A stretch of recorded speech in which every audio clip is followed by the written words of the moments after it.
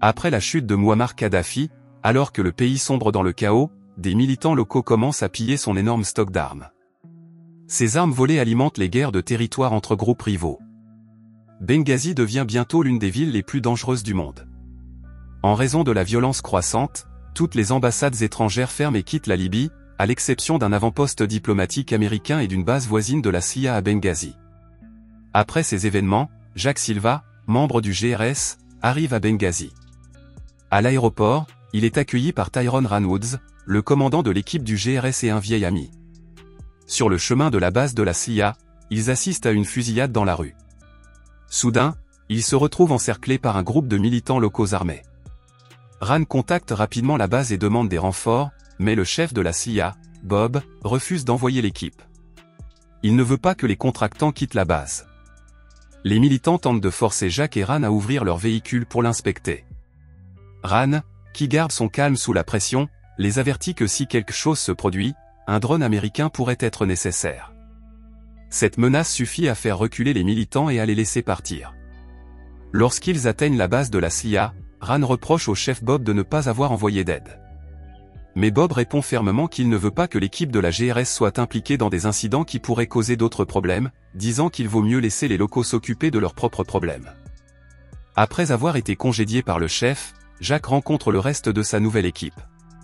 Ce sont les hommes avec lesquels il va travailler, ses nouveaux frères d'armes.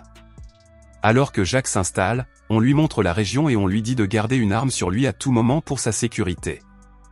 Après un certain temps, Jacques rencontre le chef. Le chef explique que l'équipe de la GRS n'est là que parce que le gouvernement a insisté pour qu'elle soit là, et non parce qu'il l'a voulu. Il précise qu'il ne veut pas qu'ils s'impliquent avec les habitants ou qu'ils interfèrent avec le travail de la CIA. Plus tard, Ran réunit son équipe pour un briefing. Une réunion publique est prévue entre deux agents de la CIA, Venner et Giuliani, et un dirigeant pétrolier libyen avec lequel Giuliani a établi une relation. Jacques est chargé de faire semblant d'être le mari de Giuliani pendant la réunion, bien que Giuliani ne soit pas exactement la personne la plus amicale avec laquelle travailler. Au cours de la réunion, les choses semblent d'abord calmes, mais l'équipe de la GRS remarque bientôt des personnes suspectes qui les observent de loin. Réalisant que c'est trop risqué, Ran intervient et décide de mettre fin à la réunion plus tôt que prévu afin qu'ils puissent partir en toute sécurité. Lorsque Jacques reçoit l'alarme, il se dépêche de ramener Giuliani et Venner à leur voiture. Les agents de la CIA sont d'abord contrariés, mais leur frustration s'évanouit lorsqu'ils se rendent compte qu'ils sont suivis. Au cours de la poursuite, Ran prend le contrôle de la situation et parvient à perdre sa queue, ce qui fait que le véhicule poursuivi s'écrase contre un chariot élévateur à fourche situé à proximité. L'équipe s'échappe saine et sauve. Plus tard, Jacques passe un appel téléphonique tendu avec sa femme Becky, qui lui fait part de sa déception quant à sa mission. Après cet appel, il participe à un briefing vidéo avec Glenn Doherty, le commandant de la GRS en poste à Tripoli. Glenn informe l'équipe que l'ambassadeur américain Christopher Stevens arrivera à Benghazi lundi. Il sera logé dans l'enceinte de la mission spéciale avec une petite équipe de sécurité. L'équipe de la GRS doit assurer sa protection si nécessaire. Après le briefing, l'équipe se rend au complexe de la mission spéciale pour une évaluation rapide.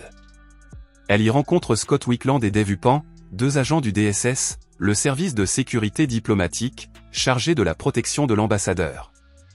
Après avoir fait le tour du complexe, l'équipe de la GRS s'inquiète. L'endroit est mal gardé et en mauvais état.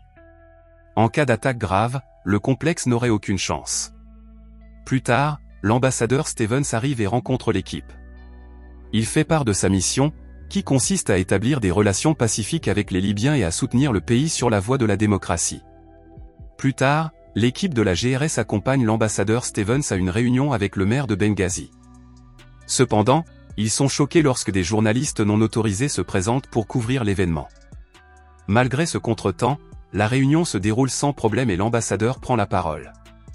Le lendemain, la base fonctionne comme d'habitude et l'équipe observe le 11e anniversaire des attentats du 11 septembre. L'ambassadeur Stevens exprime son inquiétude quant au risque de sécurité entourant le complexe, notant que des Libyens locaux gardent la zone. Pendant ce temps, les membres de la GRS prennent le temps de communiquer avec leurs familles restées au pays. Pendant ce temps, Jacques apprend que sa femme Becky est enceinte. Cette nouvelle devient le point culminant de la journée, tandis que tout le reste se déroule tranquillement sans incident. Cependant, au coucher du soleil, des militants locaux commencent à se rassembler autour de l'enceinte. Au crépuscule, ils lancent une attaque sur l'avant-poste, tirant des coups de fusil et des coups de mortier. Les militants prennent l'ambassadeur et ses agents du DSS par surprise, font irruption dans le bâtiment et ouvrent le feu. Dans le chaos, Wickland parvient à se réfugier avec l'ambassadeur et Smith dans une pièce sécurisée. Pendant ce temps, l'équipe de la GRS assiste à l'attaque depuis la base de la CIA et se prépare à aider l'ambassadeur, mais le chef insiste pour que la milice locale du 17 février y aille à sa place, car la GRS n'a aucune autorité officielle dans la région. Il leur rappelle que la GRS doit être la dernière ligne de défense. À la base de la CIA, Tantôt recrute Amal pour les aider à traduire lorsqu'ils doivent parler à la milice locale du 17 février. La nouvelle de l'attaque parvient aux États-Unis. En attendant, des militants mettent le feu à l'avant-poste où se trouve l'ambassadeur Stevens, Smith et Wickland, toujours à l'intérieur de la pièce sécurisée.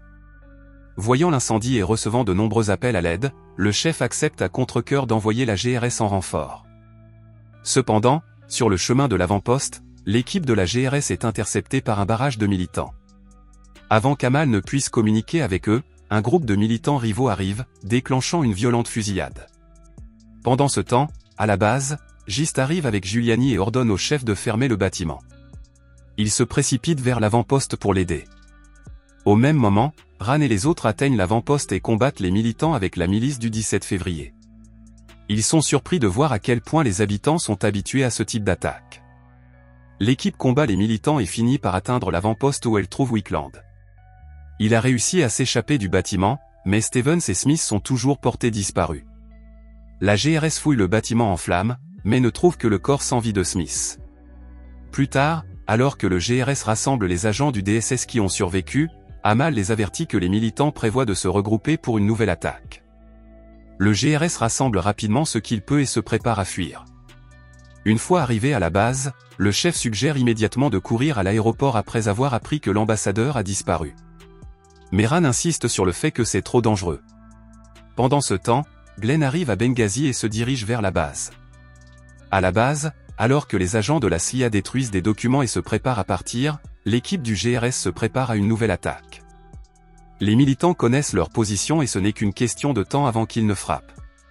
Un résident local les avertit d'éteindre leur lumière pour alerter les militants de leur position. Peu après, ils se rendent compte qu'ils sont encerclés par les militants et se préparent à attaquer.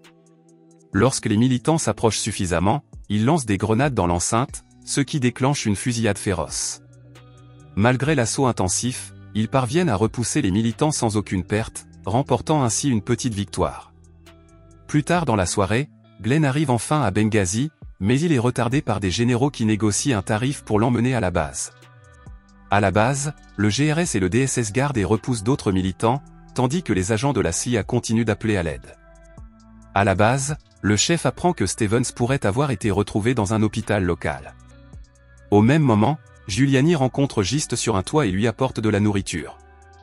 Il lui demande s'ils peuvent obtenir de l'aide des États-Unis, mais elle lui répond que c'est peu probable. À ce moment-là, ils se rendent compte qu'une autre vague de militants s'approche du bâtiment. Quelques minutes plus tard, les militants lancent leur attaque. Au bout d'un moment, l'assaut s'arrête et la GRS attend le suivant. Jack admet qu'il s'inquiète de ce que ressentirait sa famille s'il mourait dans une guerre à laquelle il n'a pas participé. Ils sont bientôt interrompus par la nouvelle que Glenn et son équipe sont en route. Cependant, il n'y a pas de répit car il y a trop de personnes à évacuer en même temps. Glenn leur ordonne de tenir la base pendant qu'ils se procurent d'autres véhicules. Mais dès le départ de Glenn, la base est attaquée aux mortiers et à l'artillerie. L'un des mortiers touche Gist, le blessant grièvement, et un autre mortier tue Ran alors qu'il tente d'aider Gist. Hubin est également gravement blessé, avec une jambe cassée. Alors que Tige prie sur le corps inanimé de Ran, Jack pleure à proximité. Face à la menace d'une bataille finale, Tantôt jure d'aller se battre. Mais lorsqu'il voit les Libyens faire le geste du jambeau, il comprend qu'ils sont alliés. Soulagé, il éclate en sanglots. Peu après, les équipes de la GRS, de la DSS et de la CIA évacuent la base. Tantôt ferme les portes et invite Amal à partir avec lui, mais ce dernier refuse en s'excusant du chaos causé par ses compatriotes. Après le départ des Américains, les Libyens entrent et récupèrent leurs morts. Dans les dernières scènes, les évacués arrivent à l'aéroport et embarquent dans les avions de secours. Giuliani et le chef remercient Jacques et l'équipe de la GRS pour leur service. Non loin de là, Tantôt remet les clés de leur voiture aux combattants libyens, qui partent avec enthousiasme. Jacques regarde une dernière fois son ami décédé avant de quitter le pays. Le générique révèle que la Libye a été condamnée par la communauté internationale après l'attaque et que la plupart des membres de l'équipe de la GRS ont pris leur retraite après cette mission.